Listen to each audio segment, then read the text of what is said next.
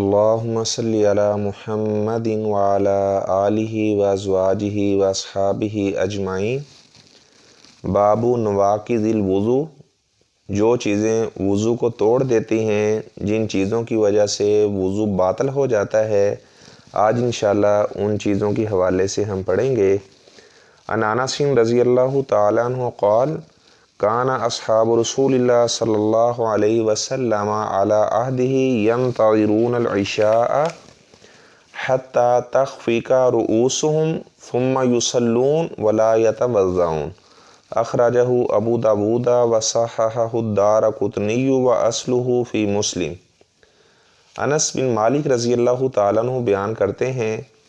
آپ صلی اللہ علیہ وسلم کے صحابہ عشاء کی نماز کے انتظار کرتے حتیٰ تخفق رؤوسهم، حتیٰ کہ ان کے سر جھک جاتے، یعنی نیند کا غلبہ ہوتا تو نیند کی وجہ سے ان کے سر میں یوں جھکاؤ آ جاتا۔ فرماتے ہیں اس کے بعد وہ اسی طرح ہی نماز پڑھا کرتے تھے، وضو نہیں کیا کرتے تھے۔ فرماتے ہیں کہ یہ روایت سنن ابی داود میں ہے، امام دارقطنی رحمہ اللہ نے اس کو صحیح قرار دیا ہے اور اس کی اصل صحیح مسلم میں ہے۔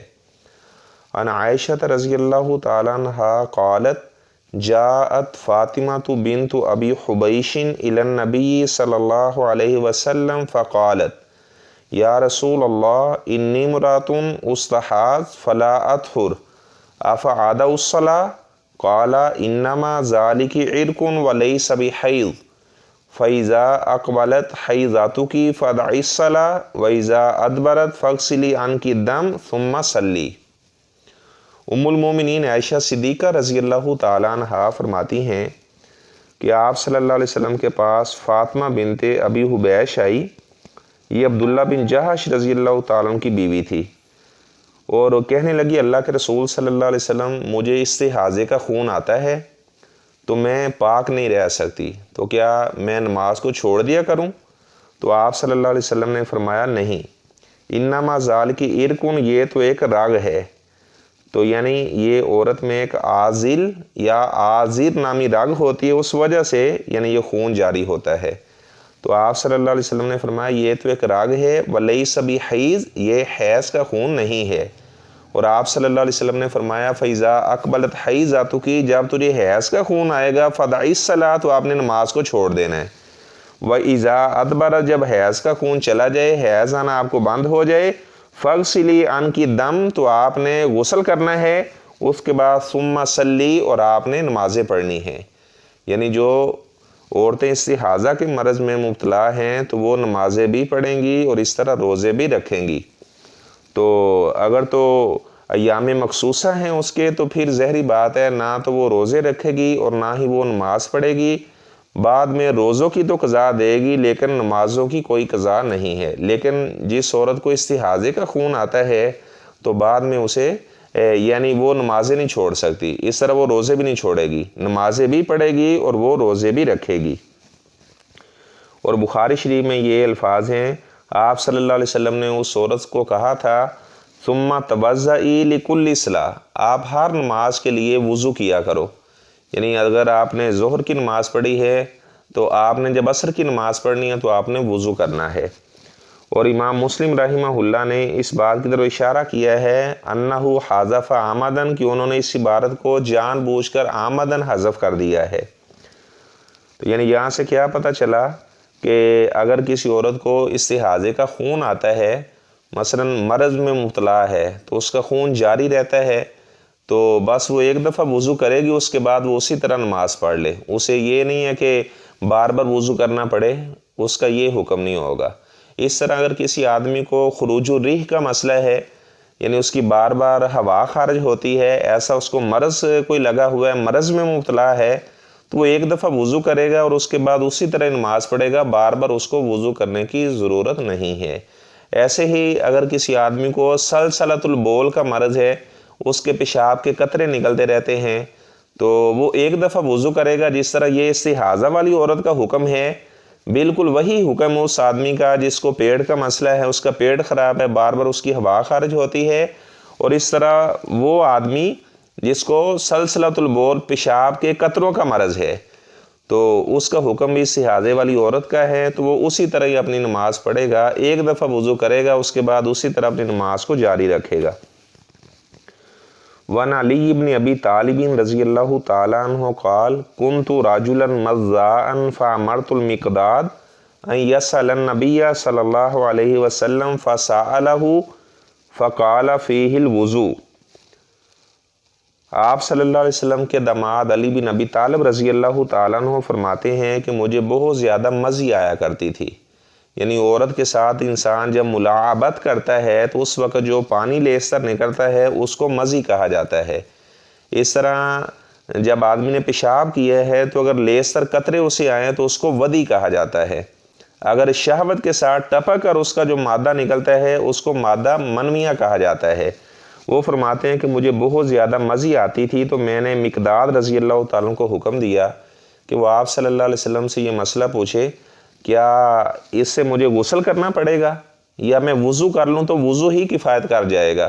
کہتے ہیں کہ میں آپ صلی اللہ علیہ وسلم سے یہ سوال کرتے ہوئے شرماتا تھا، کیونکہ آپ صلی اللہ علیہ وسلم کی بیٹی سیدہ فاطمہ رضی اللہ تعالیٰ عنہ میری زوجہ تھی، میرے عقد میں تھی۔ اس وجہ سے میں نے مقداد سے کہا کہ آپ اس طرح ایک سوال آپ صلی اللہ علیہ وسلم سے پوچھیں۔ تو مقداد رضی اللہ تعالیٰ عنہ نے آپ صلی اللہ علیہ وسلم سے سوال کیا تو آپ نے فرمایا فیہ الوضو،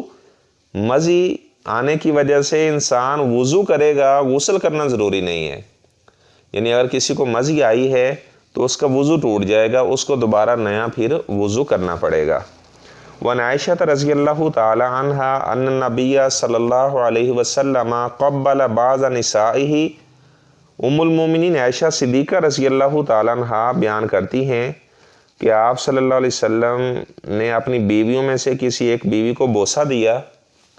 ثم خرج الی الصلاۃ، اس کے بعد آپ صلی اللہ علیہ وسلم نماز کے لیے گئے، ولم یتوضا، اور آپ صلی اللہ علیہ وسلم نے وضو نہ کیا۔ اس کو امام احمد رحمہ اللہ نے بیان کیا ہے، وضعفہ البخاری، امام بخاری رحمہ اللہ تعالیٰ نے اس روایت کو ضعیف قرار دیا ہے۔ تو یعنی یہاں سے یہ پتہ چلا اگر کوئی آدمی اپنی زوجہ کو بوسہ دیتا ہے تو بوسہ نواقض وضو میں شامل نہیں ہے، لیکن اگر اس نے بوسہ دیا ہے تو اس کو لیستر پانی آیا یا اس طرح کا کوئی مسئلہ بنا ہے تو پھر اسے وضو دوبارہ کرنا پڑے گا۔ عن ابی ہریرہ رضی اللہ تعالیٰ عنہ قال قال رسول اللہ صلی اللہ علیہ وسلم اذا وجد احدکم فی بطنہ شیئا فاشکل علیہ اخرج منہ شیء ام لا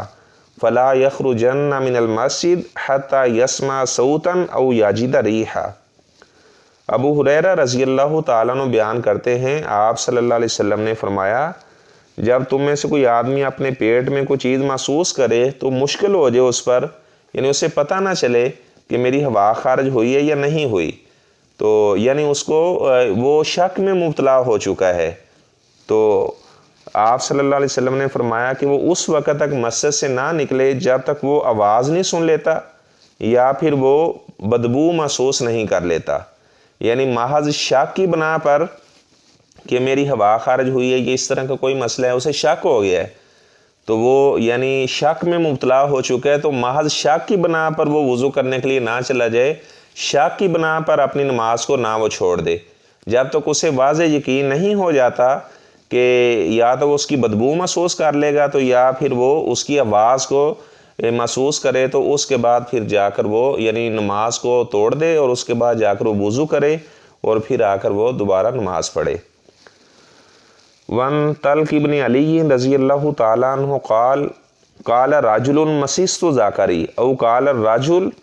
او قال الرجل یمس ذکرہ فی الصلاۃ علیہ وضو فقال النبی صلی اللہ علیہ وسلم لا انما هو بضعۃ منک اخرجہ الخمسہ وصححہ ابن حبان وقال ابن مدینی ہوا احسن من حدیث بصرہ۔ طلق بن علی رضی اللہ تعالیٰ عنہ بیان کرتے ہیں ایک آدمی نے کہا کہ میں اپنی شرمگاہ کو چھوتا ہوں، یا اس نے یہ کہا تھا کہ کوئی آدمی وہ اپنے ذکر کو نماز میں چھوتا ہے تو کیا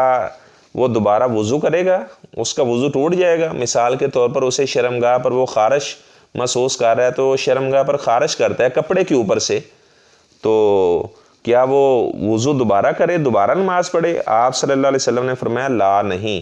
انما ہوا بضعۃ منک، وہ تیرے بدن کا ایک ٹکڑا ہے، تو آپ کو دوبارہ نئے وضو کرنے کی ضرورت نہیں ہے، آپ نیا وضو نہ کریں، کوئی حرج نہیں ہے اس میں۔ وان بصرہ بنت صفوان رضی اللہ تعالیٰ عنہا ان رسول اللہ صلی اللہ علیہ وسلم قال من مس ذکرہ فلیتوضأ۔ بصرہ بنت صفوان رضی اللہ تعالیٰ عنہا بیان کرتی ہیں، آپ صلی اللہ علیہ وسلم نے فرمایا جس آدمی نے اپنی شرمگاہ کو، اپنی ذکر کو مس کیا تو وہ وضو کرے۔ اب ظاہری طور پر ان دونوں حدیثوں میں تضاد نظر آ رہا ہے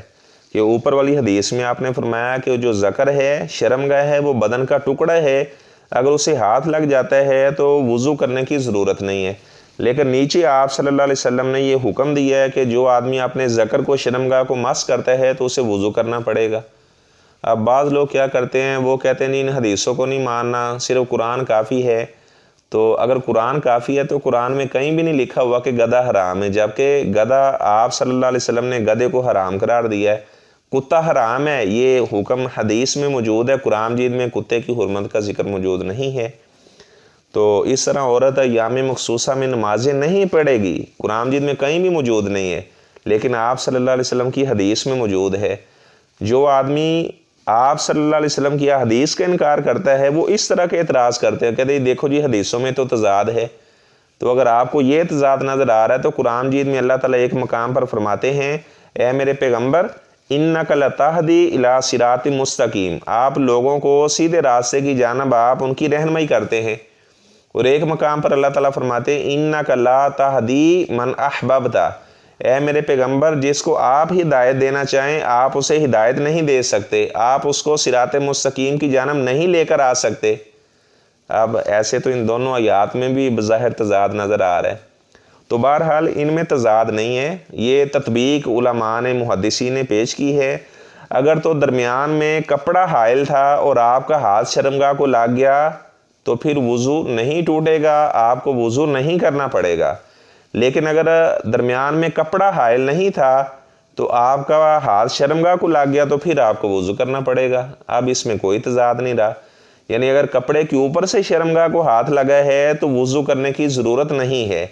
اگر کپڑا نہیں تھا، انسان نے غسل کیا اور اس کا ہاتھ، اب ظاہری بات ہے غسل میں جو وضو کیا جاتا ہے اسی وضو سے انسان نماز بھی پڑھ سکتا ہے، لیکن جب وہ کپڑے پہننے لگا تو اس کا ہاتھ اس کی شرمگاہ پر لگ گیا تو اس کا وضو ٹوٹ جائے گا، اسے دوبارہ وضو کرنا پڑے گا۔